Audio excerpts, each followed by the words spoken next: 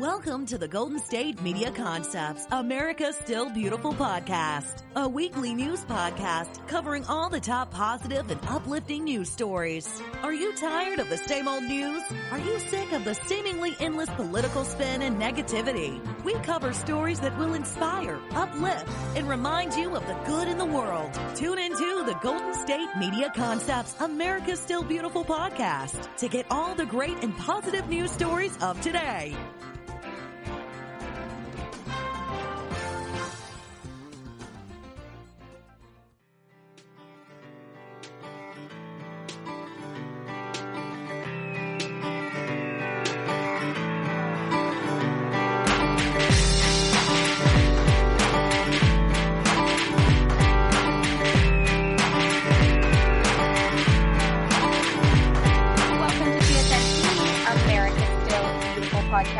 Brought to you by the GSMC Podcast Network. I am your host, Alyssa Joe.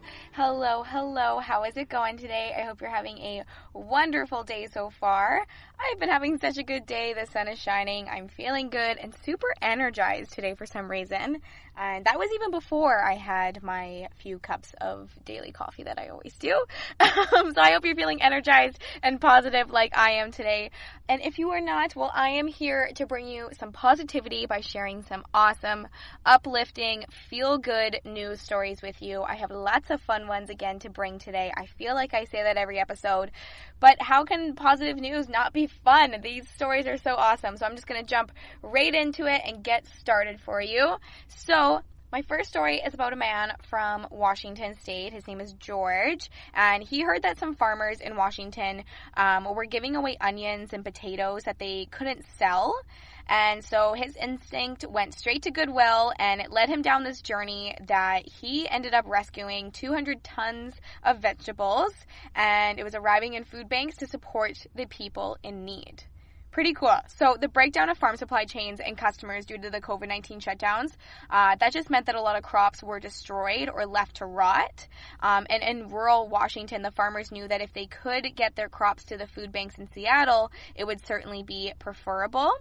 So, inspired by this farmer's idea, he asked Facebook to borrow someone's truck or trailer for the day, and he hauled around 2,000 pounds of restaurant-grade onions and potatoes. And the response to this post was just quite ecstatic, just so awesome. And then 4 trucks and 2 trailers hauled 9.3 tons of crops grown in the East to feed hungry people in the West. So this act of kindness that he just decided to do, it actually grew into a nonprofit organization called East West Food Rescue, if you've heard of it. It has saved over 2.4 million pounds of food from fields while also amassing enough donations to help compensate farmers for their loss. So he says the whole thing started because of COVID, and it all just began because of that, and he just wanted to do something kind and try to pay it forward wherever he could. So he said they immediately lost all the restaurant contracts because they had for these quality potatoes and onions, and since the European countries were shut down, they weren't exporting them because their restaurants were closed. But a simple Facebook post got him a bunch of trucks and trailers, and they were able to move all of this food and feed the people that were in need. So he had originally planned to shut down the operation after they reached about 70 tons, so he could spend more time with his family. But that was a long ago that they reached 70 tons, and he just accepts that in this moment he can't stop. So pretty cool story. That's just another fun thing, cool, inspiring, kind thing that someone has done during these COVID-19 lockdowns. Now, I want to share probably just such a awesome love story. It's one of the cutest love stories. It's about this Texas couple who's been married for 46 years, and their commitment has pushed them through the impossible to imagine circumstances, and it's given them a whole new meaning to the phrase to have and to hold in sickness and to health. This is incredible. So this couple, they have been married for 46 years, Janice and Robert. So basically on top of being diagnosed with ovarian and breast cancer, Janice and her husband, they had to battle through all the COVID-19 quarantines, but they have come out on the other side just this past week healthy. So on March 25th, Janice and Robert were strictly following all the public health guidelines about COVID-19 because of her cancer. And Robert called his son and decided to go to the doctor to take a COVID-19 test because his son was urging him to do so because he wasn't feeling well the preceding week.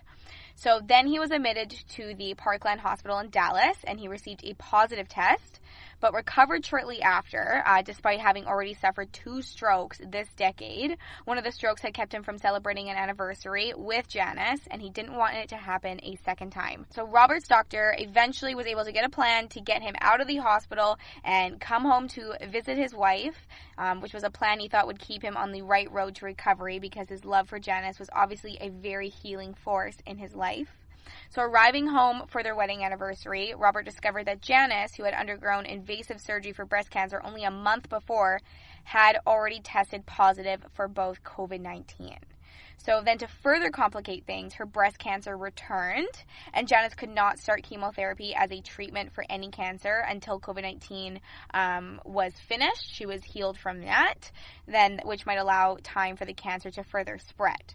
So he says, once I got home, we did the quarantine. I was getting progressively better, but Janice still had issues with her health. But he says that they are best friends, and they helped each other through it.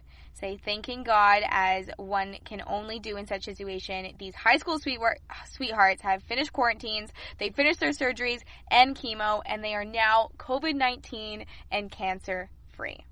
He says Janice still has preventative radiation coming up, but the two said they are blessed to be alive and blessed to have celebrated another year together.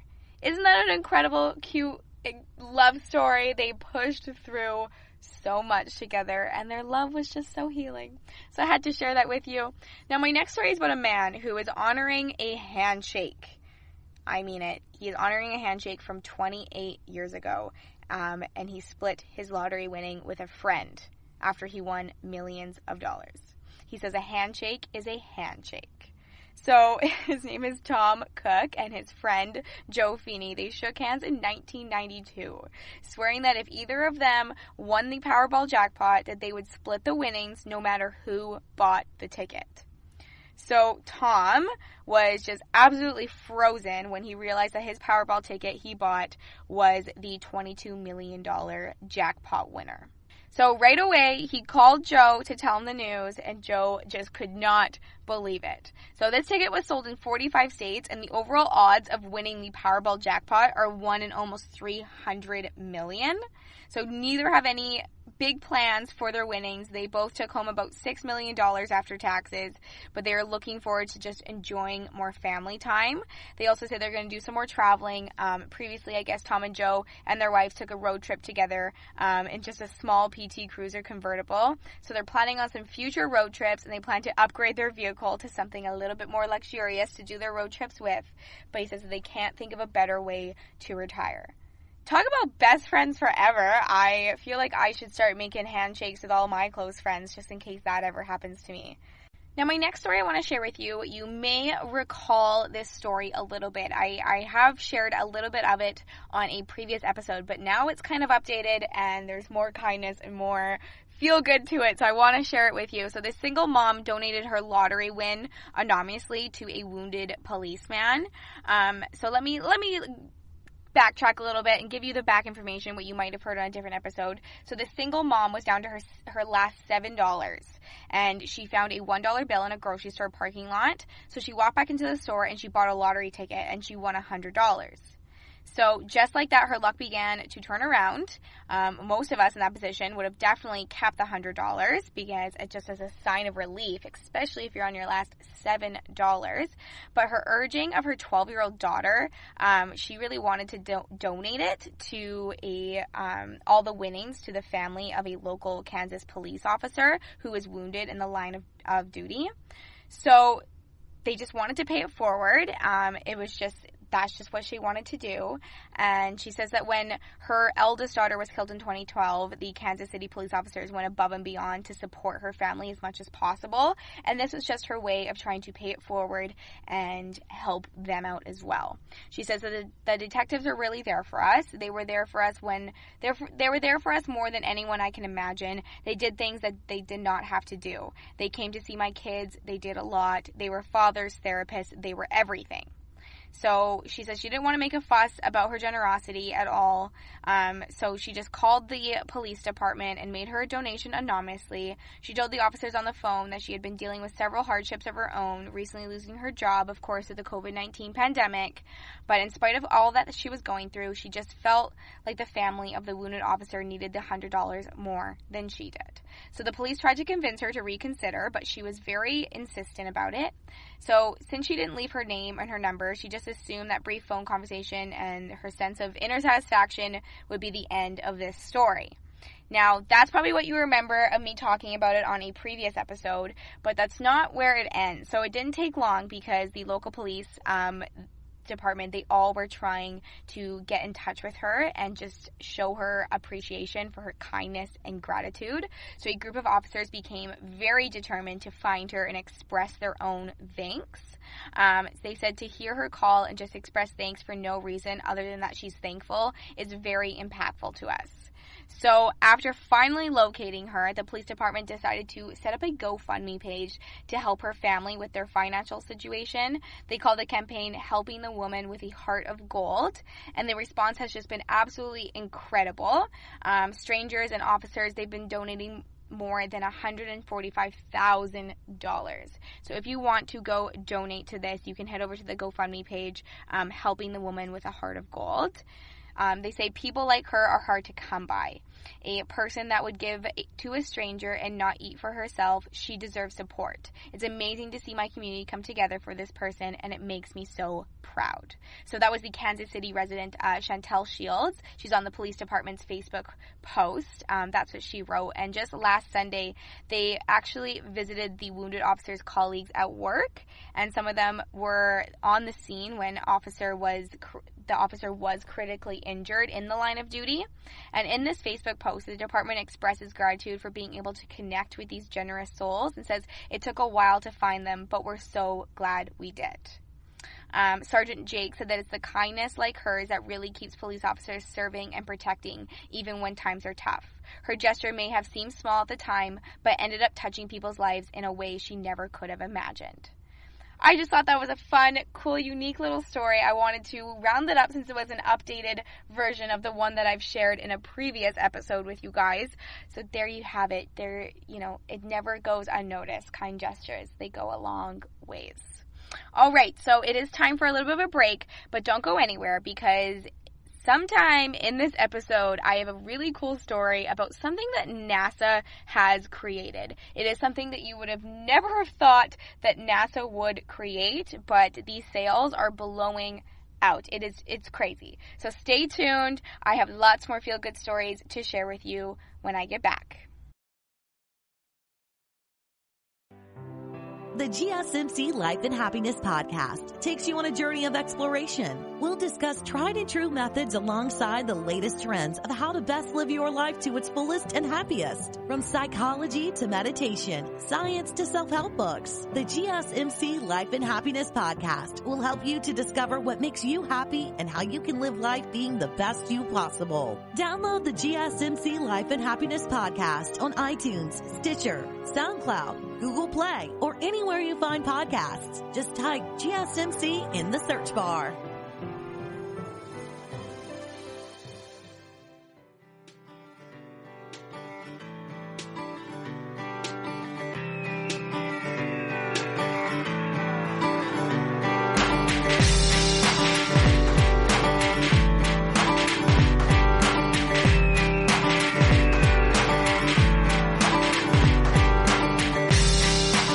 Welcome back to GSMC, America's Still Beautiful podcast, brought to you by the GSMC Podcast Network. In case you forgot, my name is Alyssa Joe. I am your host, and I am here to share all positive, feel-good news with you, and it's the best part of my day, if you haven't already heard me say that 100 times. All right, let's jump right back into some more feel-good stories. I have lots of fun ones. I know I mentioned the story about NASA and what they have designed, which is out of the ordinary, in my opinion, but I'm not going to share that yet. You're going to have to wait a little bit longer. right now I am going to share a story with you about a racist incident that inspired this club to launch a surprise fundraiser to make one of their members feel very, very welcome. This is a really cool story. So basically, some Jamaican immigrants, Maurice and his wife, Caroline, so he goes by Mo, they settled in Canada with their daughter. They were just determined to make the most of this adopted homeland, and Mo was working 2 jobs to support his family. He was also helping pay his wife's college tuition, and he decided to join the Dad Club London. He just did that because he wanted to network, he wanted to meet some people, feel more closely connected to his new community, all those great things. So one of the members in this group, he says, like many other local fathers, he found us on our Facebook group and he came out to an event and just fell in love with what we do. So he says, Mo isn't the first black dad in the club. We have members from all races and backgrounds, including gay dads. So after Dad Club London, the founder and the president of the group, his name is Jeremy McCall, he posted a Black Lives Matter message on the group's Facebook page. And Mo was touched and decided to reach out just in his gratitude. He just told Jeremy that he'd been a target of racial slurs while he was working a shift at his second job. And he says, it's not just me that it happens to. And if you're not mentally strong, it can really take a toll on you. So basically all he was doing was just expressing his experience with some racial slurs that he had went through, and just showing gratitude for this group that they were supporting Black Lives Matter. So rather than simply offering sympathy, they took it to a whole nother level to make sure that their new member of the club felt appreciated and welcomed and accepted. So they decided to organize a secret fundraiser to show Mo and his family how much the community supported them. So contributions came in from the local police union. There was about 70 different families, numerous amount of businesses. The group was able to raise about $7,000, and Jeremy actually arranged a little get-together just this past month to surprise him. And so he brought his wife. He just thought it was a dad club meeting, and they all hushed in this parking lot, and the members were all standing 6 feet apart, keeping your social distance, of course. And they recorded the touching presentation. You can go onto YouTube and find this. If you want to see this touching presentation, go to Dad Club London. You'll find lots of more information, including the video. But tears are just streaming down their faces. They are just so, in awe of the kind gesture that this club did for them, just to show how accepted they are. So, they say this is what happened. So first, they were just surprised with the whole scenario, the surprise organization. And then their daughter, Amara, was given a gift. It was the biggest Lego set the club could find. She was ecstatic. And then Mo was given a prepaid MasterCard just to help with some family living expenses. And then to top it all off, Caroline was just absolutely in disbelief because she unfolded the check for her college tuition. How awesome is that? So this group came together just to show that they supported them and did all these kind things just to really make them feel welcome and connected back into this group. So Jeremy, he says, what happened to you doesn't represent this community. We don't stand for that. When you said, I guess that's just the way the world is, it broke our hearts because it can't be that way and we won't let it. We together stand as a community against racism. Everyone can come together and just show the support for those people that do have to face those racial slurs and the things that a lot of us don't have to. There are so many people that do have to deal with that on a day-to-day basis. So just so that was a super cool story of a little community coming together to show their support. Now I want to share a touching story that a couple women started during the pandemic lockdowns, of course. So this went from pizza to fresh vegetables. Let me explain. Okay, so basically, in early March, Eliza Abrams, she pre-ordered 30 pizzas for a party to celebrate the Jewish holiday Purim.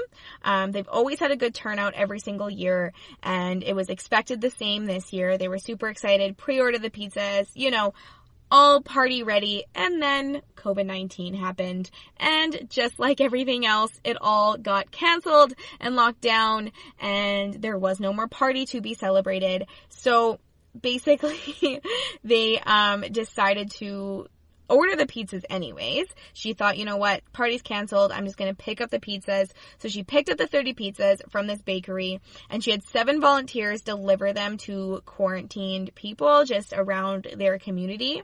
She says the families, especially the children, appreciated seeing our faces. So then from that canceled party, this is where the whole pizza thing began, okay? So volunteers kept up the pizza deliveries. There was absolutely no charge to the families once a week until their quarantine was over. So in total, they fed more than 100 families, and it wasn't just pizza. They partnered with a bakery. They started doing deliveries of different breads and just Jewish kind of treats and things like that to get the community all together. So with the growing need of all of this, they expanded it even more. It went from pizzas and bread and all these treats, and they even delivered 20 pizzas to healthcare professionals that were battling the COVID-19 in the emergency room at the medical center. There was 25 pizzas to a local volunteer ambulance area. The next 10 pizzas, they went to a different hospital. So every order that came in kept that restaurant business, kept the restaurant in business as well as the staff employed. So super cool. But then from there, the word began to spread. Kindness, it spirals, it keeps going. So other Jewish communities started sending pizzas to those around them who just needed a little bit of a boost. And they just started delivering pizzas anywhere from Stamford, Connecticut. 40 pizzas were just sent out to the front lines and different families and all of that. Then it's not over yet. This is where we went from pizza to vegetables. So as the demand continued to grow, they decided to think of a pretty cool idea. And this all came apart because this girl, her name is Selma Raven, she was partners with her just delivering the pizzas and doing all these things. And it was the 7th anniversary of the day that she lost her son, Michael. And Michael had been an activist fighting against healthy food deserts. So the inspiration just stuck her, and she decided it was a perfect way to honor the 21-year-old's memory.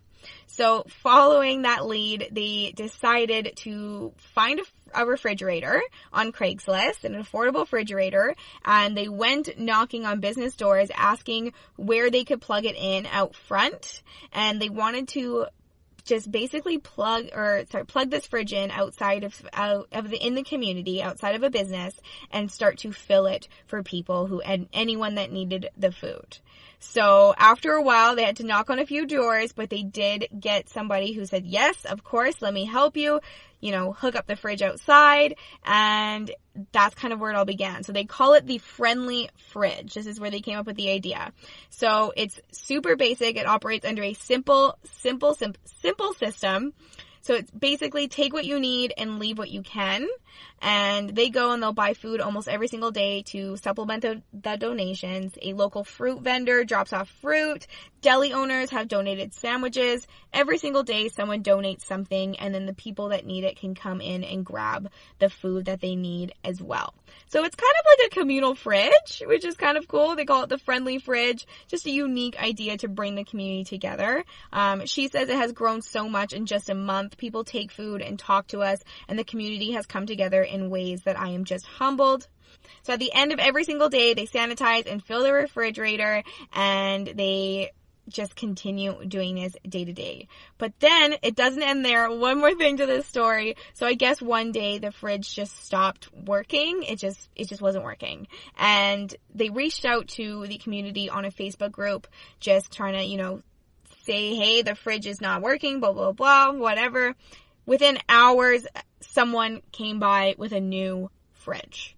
Yes, someone just decided to get up and plug in a new fridge for the community, and they tried to give this person the $300 that they raised in donations, but the person refused to take the money, just wanted to help out and says no one should go hungry. So there you have it. Pretty cool story about some communities coming together. All right, well, you know what time it is. It's time for another break. But when we get back, like I mentioned, I have a cool story about NASA and what they designed. But before that, I'm also going to share a pretty cool new study about the flu shots, as well as a feel-good story about a teacher who has been spending his time in lockdown doing very kind things for his students. Don't go anywhere. I got lots more to share. Tired of searching the vast jungle of podcasts? Now listen close and hear this out. There's a podcast network that covers just about everything that you've been searching. Hey! The Golden State Media Concepts Podcast Network is here. Nothing less than a podcast bliss with endless hours of podcast coverage. From news, sports, music, fashion, cooking, entertainment, fantasy, football, and so much more. So stop lurking around and go straight out to the Golden State Media Concepts Podcast Network. Guaranteed to fill that podcast itch. Whatever it may be. Visit us at www.gsmcpodcast.com. Follow us on Facebook and Twitter, and download us on iTunes, SoundCloud, and Google Play.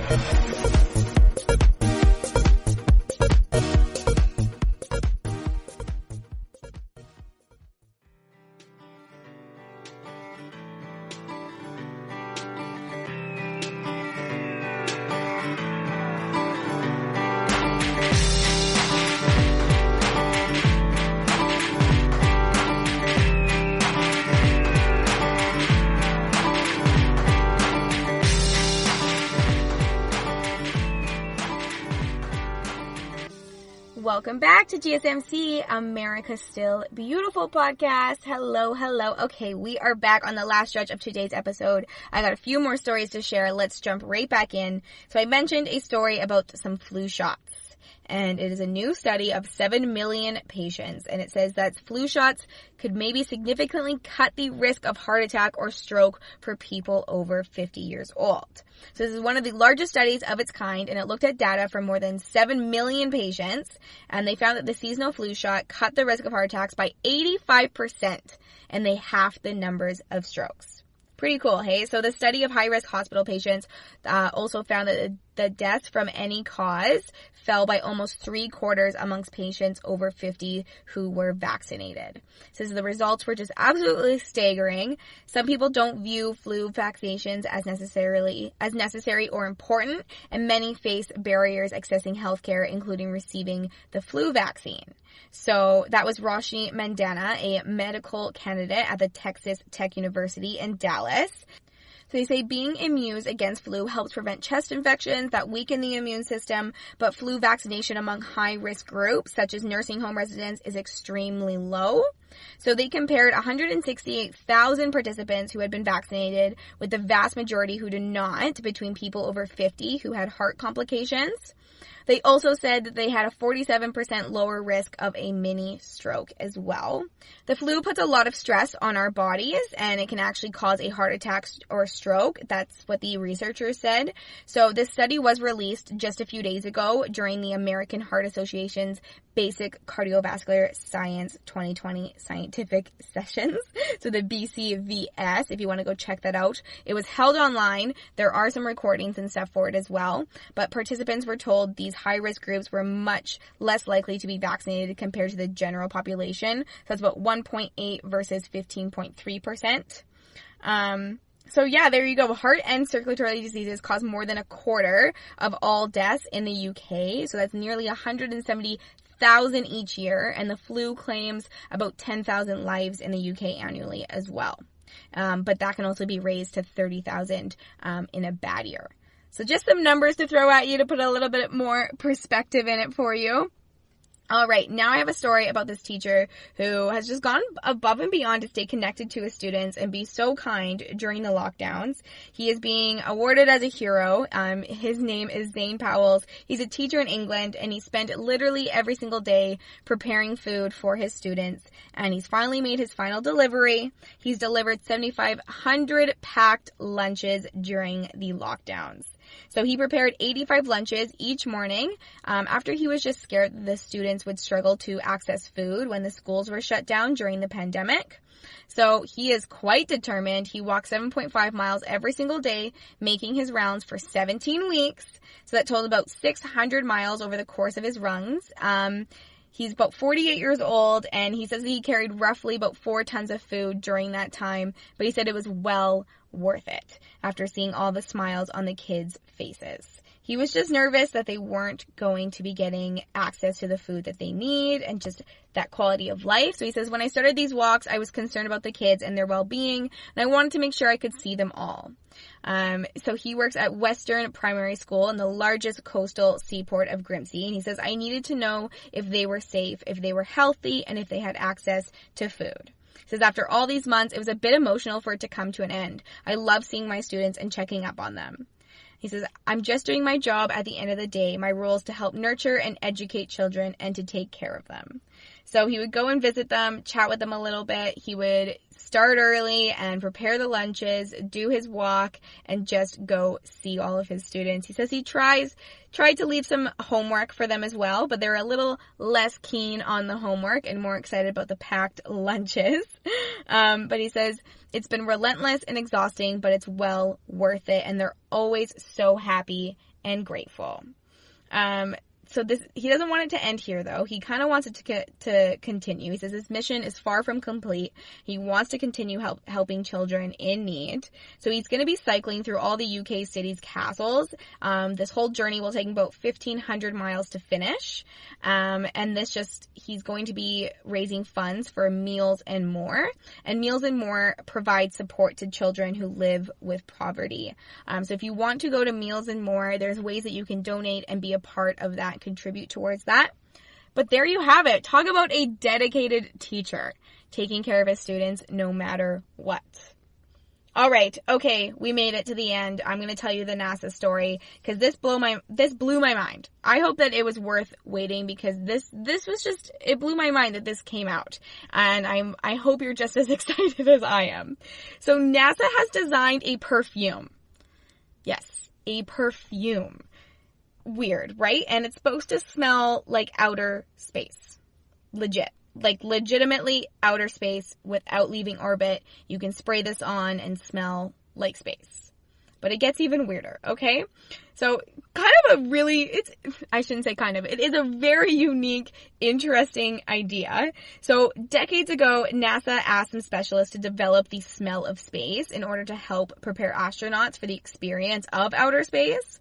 So now it's a perfume. It's called Eau de Space. It's attracted a lot of buyers already, where it's in its trial orbit, they call it.